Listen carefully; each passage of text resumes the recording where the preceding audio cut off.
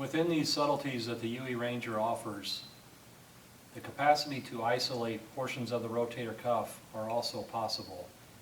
Demonstrated here, Bridget is isolating her supraspinatus muscle, and so what I have recognized with that particular muscle is I believe it acts as a great communicator, if you will. If it's inhibited, it almost gives direction or permission to the substitution muscles to engage.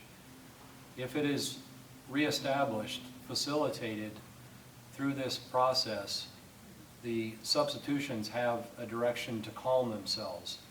The key is to balance that message such that you can promote the dominance, or at least the influence of the supraspinatus and the external rotators to be on board when appropriate. And what often happens is that they fatigue, and if the task continues, then the dominance is reverted to the substitution muscles.